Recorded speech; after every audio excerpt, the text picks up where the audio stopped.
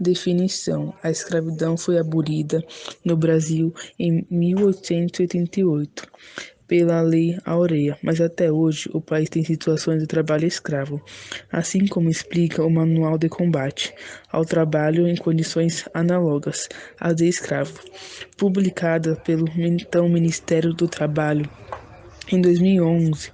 Hoje, a Secretaria do Trabalho, vinculada ao Ministério da Economia, a escravidão hoje não é mais ilustrada por um trabalhador acorrentado, sendo acoiçado. O trabalho, então, em condições análogas à de escravo não se caracteriza apenas pela restrição da liberdade de ir e vir, pelo trabalho forçado ou pelo endividamento ilegal, mas também pelas más condições de trabalhos impostas ao trabalhador. Segundo o artigo 149 do Código Penal, o trabalho análogo à escravidão pode ser definido como trabalhos forçados ou a jornada exaustiva, que sujeitando a condição degradadamente de trabalhos que restringido por qualquer meio, sua locomoção em razão de dívida contraída com o emprego. Segundo a ONU, outras formas contemporâneas de escravidão no mundo incluem a servidão doméstica, forma serve de casamento e escravidão sexual, ou seja, situação das quais as vítimas não são capazes de desvencilhar forma voluntária, digna e segura. Punições. O Código Penal prevê como pena para o empresário condenado por trabalho escravo a reclusão de 2 a 8 anos, multa e pena correspondente à violência cometida. A punição é aumentada caso o crime seja cometido contra crianças ou adolescentes, ou por motivação de preconceito racial, étnico ou religioso. A Emenda Constitucional número 81 de 2014 também determinou que propriedades rurais e urbanas onde forem localizadas exploração de trabalho escravo serão expropriadas e destinadas à reforma agrária. Um dos objetivos do Ministério do Trabalho e da Previdência é erradicar o trabalho escravo degradante, por meio de ações físicas condenadas pela Secretaria de Inspeção do Trabalho, nos focos previamente mapeados. A inspeção do trabalho visa regularizar os vínculos empregatícios dos trabalhadores encontrados e demais consectários e libertá-los das condições de escravidão. Um regime de trabalho forçado que impõe condições degradantes e restringe a liberdade das vítimas é considerado trabalho escravo.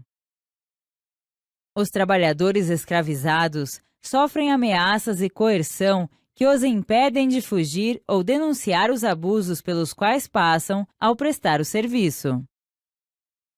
No Brasil, a escravidão foi oficialmente abolida em 1888 com a assinatura da Lei Áurea. Mas, mesmo contra a lei, o trabalho escravo é comum em diversos setores da economia brasileira, em especial no setor agropecuário, ligado muitas vezes a outras atividades também ilegais, como o desmatamento de áreas de conservação ambiental e a grilagem de terras.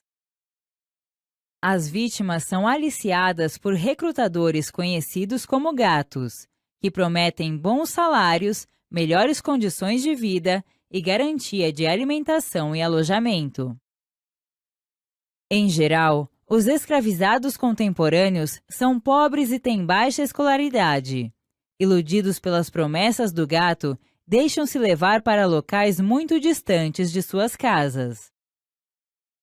Ao chegarem, as vítimas se deparam com uma situação diferente da que foi prometida e são informados pelos gatos das dívidas não mencionadas, contraídas durante o aliciamento na forma de adiantamentos salariais, como transporte e alimentação.